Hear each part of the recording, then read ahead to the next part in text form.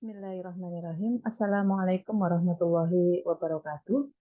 Perkenalkan, saya Raisa Arifatul Hamidah dengan nomor induk dosen dari Program Sarjana Manajemen 0617029003 dari Fakultas Ekonomi Universitas Islam Batik Surakarta. Video ini adalah rangkaian pernyataan diri dosen pada unjuk kerja Tridharma Perguruan Tinggi atau PDD UKT-PT dalam bentuk video pada bidang pengajaran. Selama menjadi dosen di Universitas Islam Batik Surakarta, saya diberikan amanah untuk mengampu beberapa mata kuliah di program Sarjana Manajemen sesuai dengan kompetensi yang saya miliki. Salah satunya yaitu mata kuliah Ekonomi Islam dengan kode kuliah PM 3102 yang merupakan mata kuliah wajib di semester 3 dengan bobot sebesar 2 SKS. Jadi mata kuliah Ekonomi Islam ini adalah mata kuliah yang membahas tentang pengetahuan dan pengenalan kepada mahasiswa mengenai landasan sistem ekonomi Islam secara mikro maupun secara makro, perbedaan sistem ekonomi Islam, ekonomi sosialis dan ekonomi kapitalis, prinsip-prinsip dasar ekonomi Islam dan kepemilikan dalam ruang lingkup konsumsi, produksi, dan distribusi, serta masalah-masalah kontemporer dalam ekonomi Islam. CPL yang dibebankan pada mata kuliah Ekonomi Islam melingkupi dari sikap, yaitu bertakwa kepada Tuhan Yang Maha Esa dan mampu menunjukkan sikap religius, memiliki kepekaan sosial, serta kepedulian terhadap masyarakat dan lingkungan. Kemudian aspek pengetahuan, yaitu menguasai kaidah dan prinsip ekonomi. Aspek keterampilan khusus, yaitu mahasiswa mampu kontribusi dalam organisasi atau masyarakat. Kemudian yang terakhir, aspek keterampilan umum, yaitu mampu beradaptasi, kontribusi, dan berinovasi dalam menerapkan ilmu pengetahuan pada kehidupan bermasyarakat.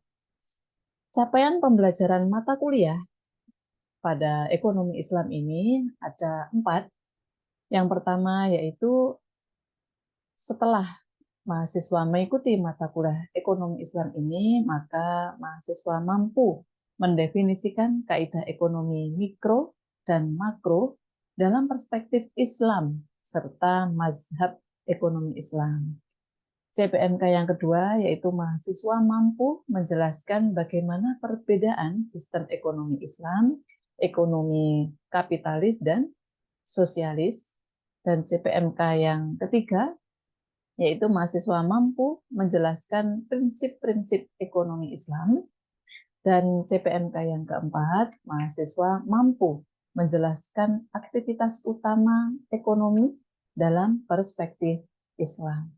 Pokok bahasan materi yang disampaikan selama 1 semester sebanyak 14 kali pertemuan dengan 2 kali ujian, yaitu UTS dan UAS, sehingga total ada 16 kali pertemuan. Materi sebelum UTS melingkupi materi pengantar ekonomi Islam, yang kedua adalah filsafat dan mazhab ekonomi Islam, yang ketiga landasan ekonomi Islam dan maqasidus syariah yang menjadi fondasi dasar ekonomi Islam. Jadi maqasid syariah ini mahasiswa wajib mengetahui dan paham ya. Kemudian materi yang keempat yaitu ekonomi mikro perspektif Islam. Pertemuan ke-5 dan 6 yaitu ekonomi makro perspektif Islam baik dari sektor ekonomi tertutup maupun terbuka. Dan yang ketujuh adalah perbandingan sistem ekonomi Islam, kapitalis dan sosialis. Kemudian 7 kali materi pertemuan sebelum UAS, yaitu yang pertama kepemilikan dalam Islam, kemudian mata uang dinar dan dirham, kemudian inflasi dalam Islam, kemudian maghrib, singkatan dari maisir, gharar, dan riba, kemudian aktivitas utama dalam perekonomian, yaitu mekanisme pasar dalam Islam, kemudian teori konsumsi, produksi, serta distribusi dalam Islam.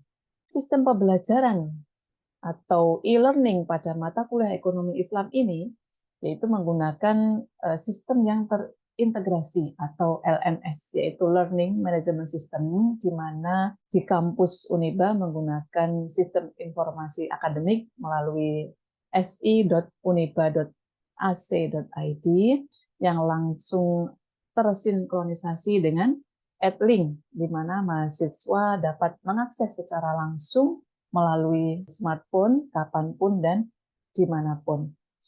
Tidak lepas dari sistem pembelajaran ini, yaitu memenuhi komposisi DIA, yaitu Delivery, Interaction, and Assessment.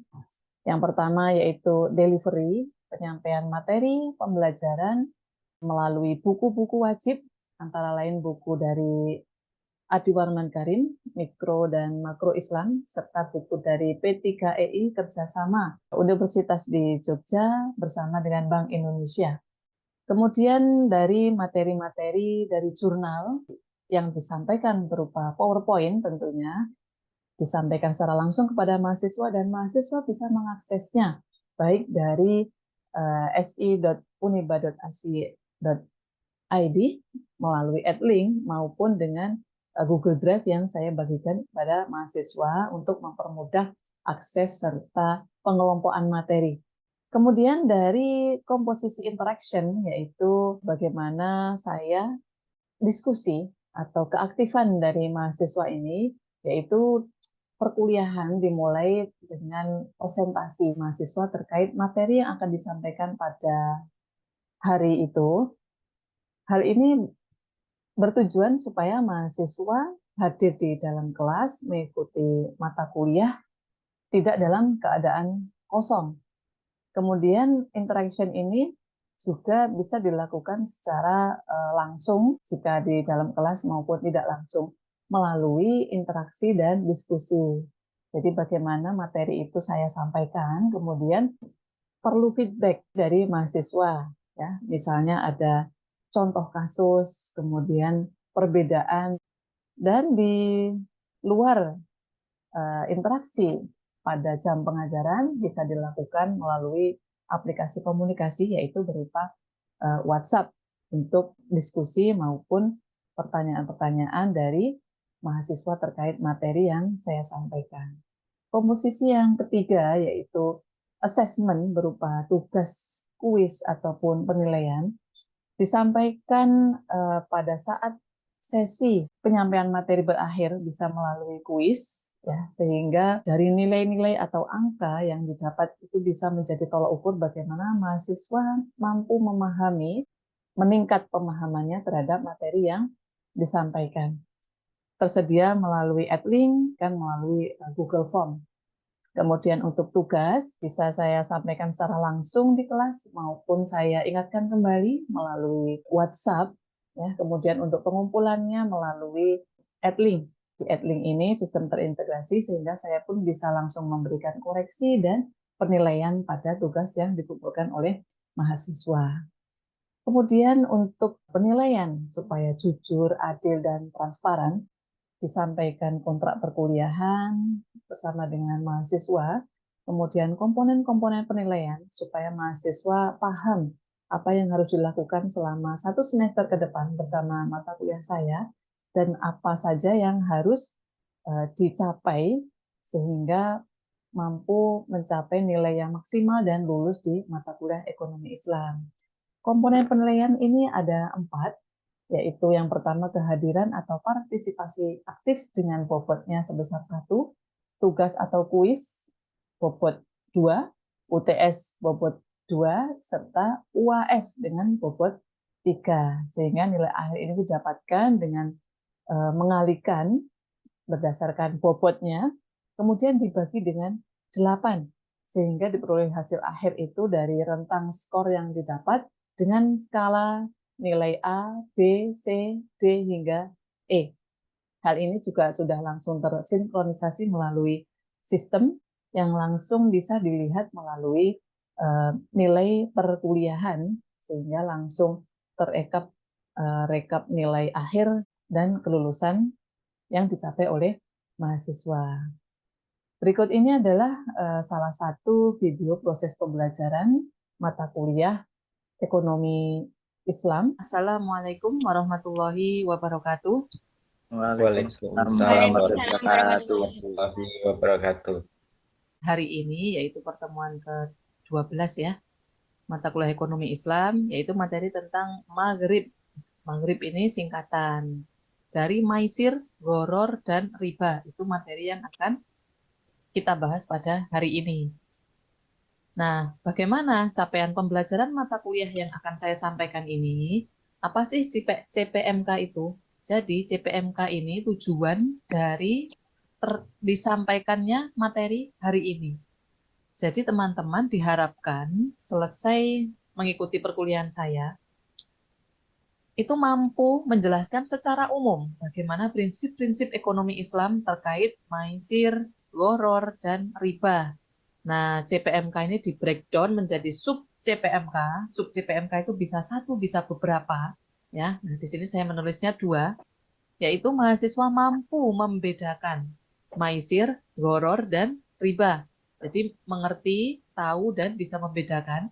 Nah, yang kedua, mahasiswa mampu menjelaskan contoh kasus dalam kehidupan masyarakat. Ya, dan seperti biasa, untuk absensi dan materi melalui sistem ya.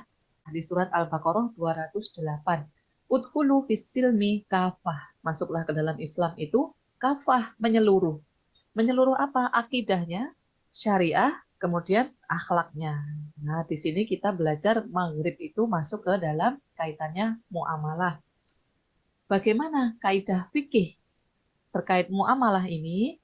Al-aslu fil muamalah ibahah illa ayyadullah dalilun ala tahrimiha.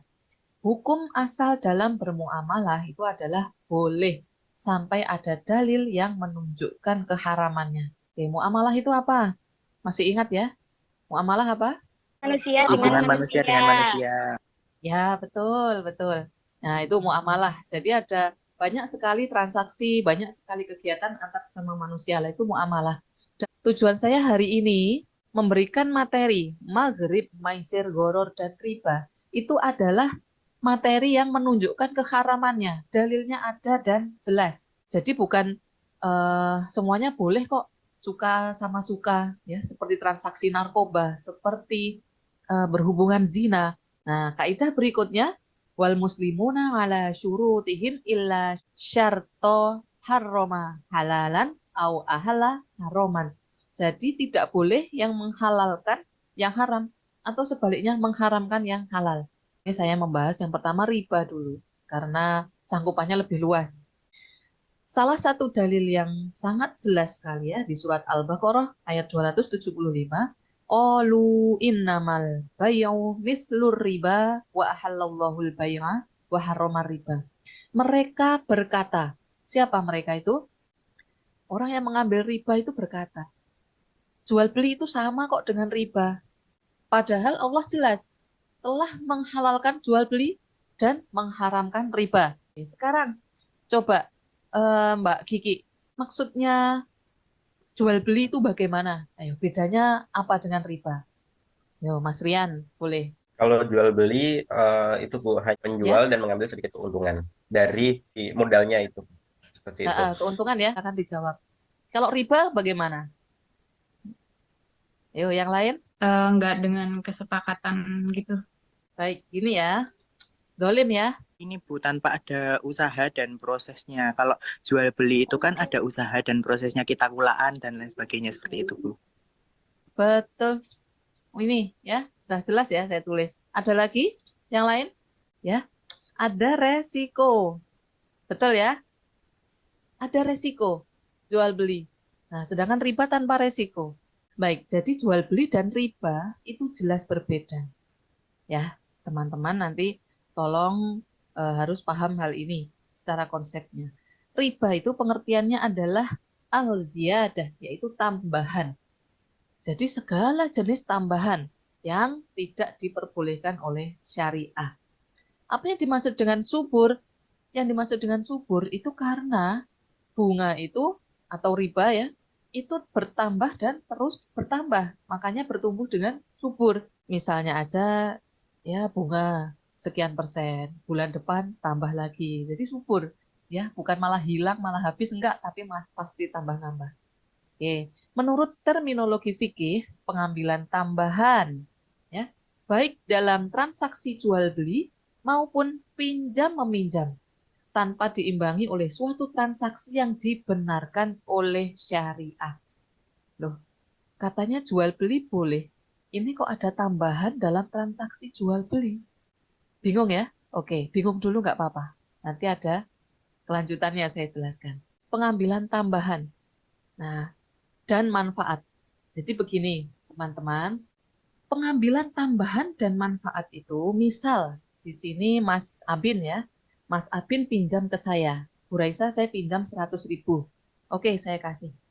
Nah, kemudian Mas Abin ini nggak pernah ya, sekali-kali nganterin saya parcel atau nganterin saya pulang menawarkan bantuan.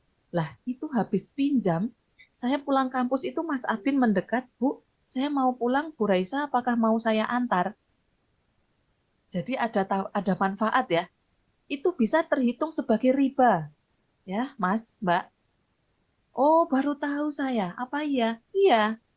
Jadi hati-hati. Jika Anda berbuat baik kepada orang, meminjami uang kepada orang lain, kemudian orang lain itu berubah secara drastis, memberikan tambahan, memberikan manfaat, dan seterusnya, itu bisa jadi riba. Loh, terus gimana, Bu? Kan saya pengen ngirim parcel, saya pengen nganter Bu Raisa pulang. Kalau mau nganter saya pulang, mau ngirimi saya parcel, nggak perlu pinjam dulu, harusnya dari kemarin-kemarin. Anda sudah berbuat baik dengan semua orang, dengan saya, dengan teman-teman. Gitu ya. Nah, hati-hati. Nah, hati-hati. Riba ini di sekitar kita sangat banyak sekali, luar biasa. Oke, jadi kronologi pengharaman riba. Riba ini ada sejak masa jahiliyah ya, kemudian diturunkan Al-Quran ini, diwahyukan kepada Nabi Muhammad zaman Quraisy sangat subur sekali riba ini ya. Yang pertama surat Ar-Rum itu turun sebagai informasi. Informasinya apa? Riba yang kamu ambil itu tidak nambah harta. Nambah kok Bu. Uang saya 1 juta jadi 1.500.000. Itu bukan harta.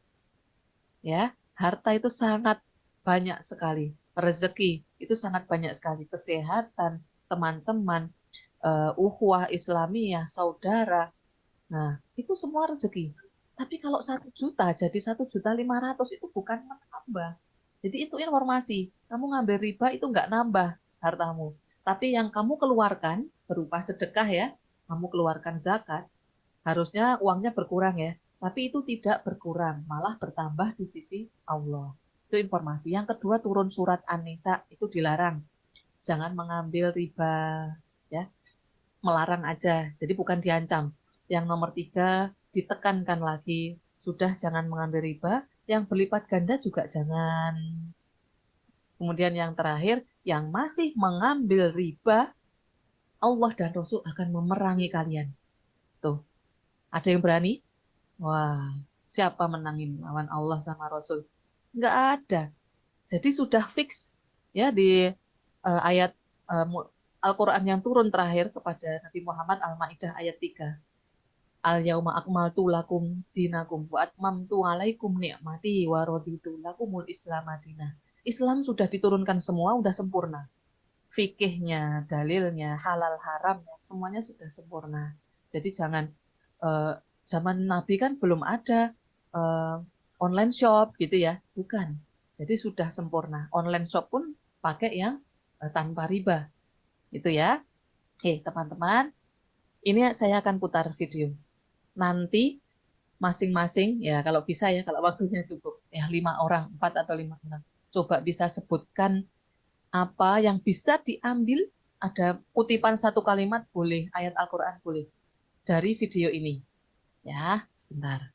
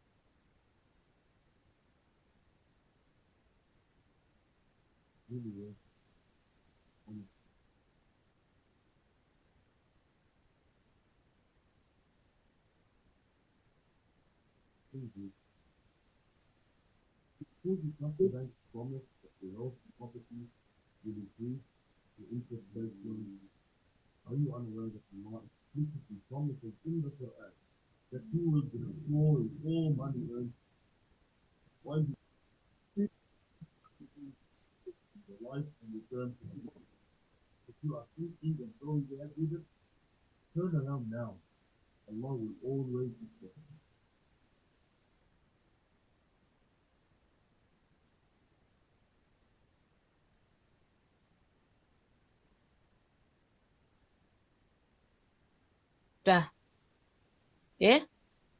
Baik, teman-teman. Coba, apa yang bisa dipetik dari video tadi?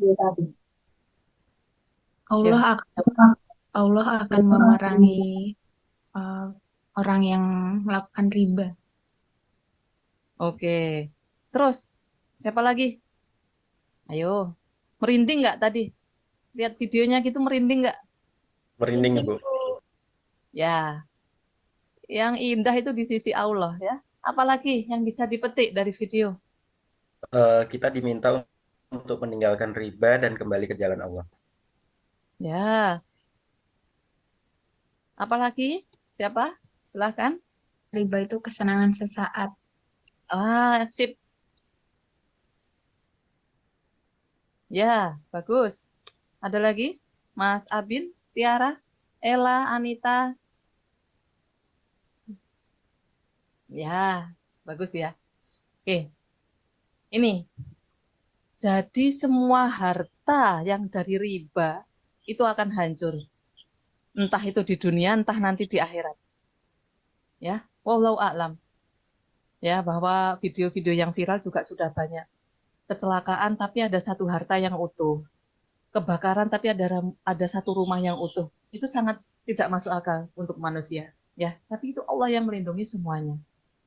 Kemudian Allah dan Rasul akan memerangi, ya, takut menolak riba karena takut miskin dan kesulitan. Lihat, takut menolak riba. Nanti kalau miskin gimana? Ya. Nah, padahal Allah itu memberikan rezeki dari arah yang tidak disangka-sangka. Nah, ini teman-teman, yang terakhir ini saya mau tanya. Teman-teman di sini, kalau saya hidangkan, ini ada minuman keras, ya, alkohol di sini maksudnya homer ya. Saya hidangkan minuman keras dan sate babi. Dimakan nggak? Dimakan Tidak, tidak? Bu. Tidak. Tidak. Ya, Kenapa? Bu. Haram ya? Haram. Haram. Haram. Tapi riba ini lebih beracun. Kok doyan? Nah, ayo. Riba ini lebih beracun. Masih dimakan juga. Padahal minuman keras nggak mau. Babi nggak mau.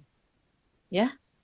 Nah, itulah eh, tadi di Al-Baqarah 275, mereka, jadi orang yang mengambil riba, itu tidak bisa berdiri seperti orang yang bingung, orang yang seperti kemasukan setan, kesurupan, udah kesenangan, udah gampang cari uangnya, tinggal ambil riba. Nah, tuh kemudian tidak terkabulnya doa, karena ada zat haram dalam tubuh yang kita konsumsi karena riba tadi. Ya, tuh, dan seterusnya. Oke, teman-teman. Jadi praktek riba di dalam masyarakat itu apa contohnya? Di teman-teman masyarakat kanan kiri ada nggak? Contohnya apa? Ada, Bu. Ada, Bu. Apa contoh? Rentenir, Bu. Rentenir. Ya, apalagi? Bang Plecet, Ada Bu. nggak? Iya, ada lagi? Itu nggak sih Bu, Shopee Pay Later? Oh, iya, iya. Itu namanya kredit, Mbak. Kamu sebut merek ya? Oh, Nggak apa-apa, nggak apa-apa. itu.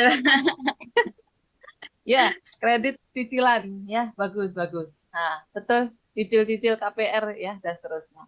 Itu semua praktek riba. Nah, sekarang teman-teman, saya coba ingin menanyakan, dibaca, terus coba ada unsur riba apa tidak? Ya, saya bacakan ya. A pinjam uang 20 juta kepada B untuk usaha modal.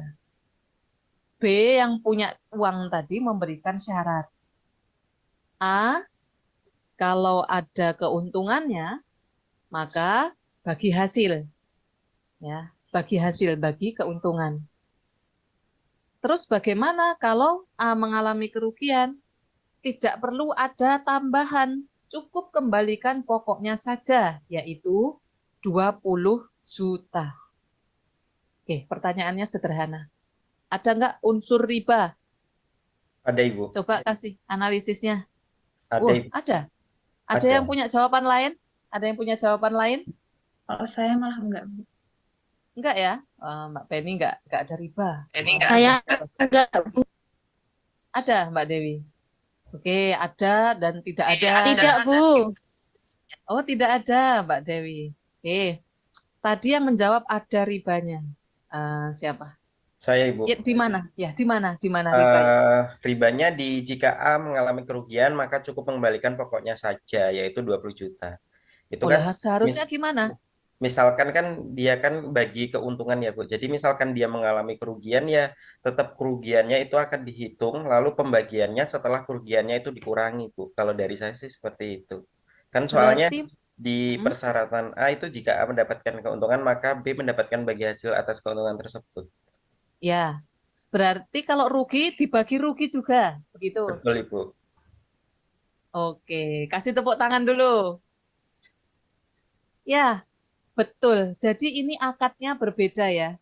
Itulah kenapa Allah berfirman, ya ayyuhalladzina amanu aufu bil uqud. Pastikan akadnya itu apa? Kalau akadnya kerjasama, keuntungan dibagi, maka rugi itu harus dibagi. Gitu ya, Mbak, tadi yang menjawab tidak ada riba. Nah, terus bagaimana kalau saya nggak mau rugi? Nanti kalau rugi, uang saya juga tinggal separuh, 10 juta. Itu namanya pinjam meminjam. Nah, silahkan kalau Anda tidak siap rugi, pinjam, meminjam. Jadi Anda pinjamkan 20 juta, kalau untung nggak dapat untung, kalau rugi tidak menanggung kerugian. Begitu ya? Oke, bagus sekali. Jadi teman-teman, bagaimana riba ini adalah sebagai tambahan pendapatan yang tidak sah menurut Islam. Hindari praktek riba meskipun kecil dan sepele. Jauhi perkara yang subhat, tidak jelas ya. Subhat itu antara halal dan haram. Nah, subhat. Islam melarang perkara-perkara yang berlaku musibah, dolim, mudarat kepada orang lain, terutamanya dalam muamalah. Nah, sehingga tidak bertentangan dengan antarodin minkum. Antarodin minkum. Jadi saling rela, saling ridho dengan sesama pihaknya. Itu ya. Motivasi dari Rasulullah, janganlah di antara kalian duduk-duduk enggan mencari karunia Allah sambil berdoa. Ya Allah, beri saya rezeki, beri saya kaya, beri saya uang. Ya. Kenapa kok nggak boleh berdoa gitu? Harus berusaha. Itu artinya. Jadi tidak boleh sholat doa ngaji, sholat doa ngaji. Kapan kayanya? Gitu ya. Jadi tetap harus berusaha. Oke teman-teman, silahkan dikerjakan kuisnya. Ini saya sudah kirim ya. Sudah saya kirim. Nah, melalui HP masing-masing bisa langsung dikerjakan. Jadi ini namanya post test. Nanti tadi saya sudah jelaskan bagaimana dalilnya, perbedaannya, macam-macam riba, ya. Silahkan. Bisa diakses?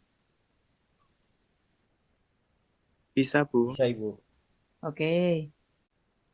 Wah, ini Fafa, betul semua. Kiki, Rani, betul semua. Oke, bagus. Diselesaikan ya yang lain yang belum selesai. Alhamdulillah kalau sudah bisa dipahami. Jadi kuis tadi sebagai tolok ukur bagaimana teman-teman bisa memahami materi yang saya sampaikan. Sampai sini saya akhiri ya.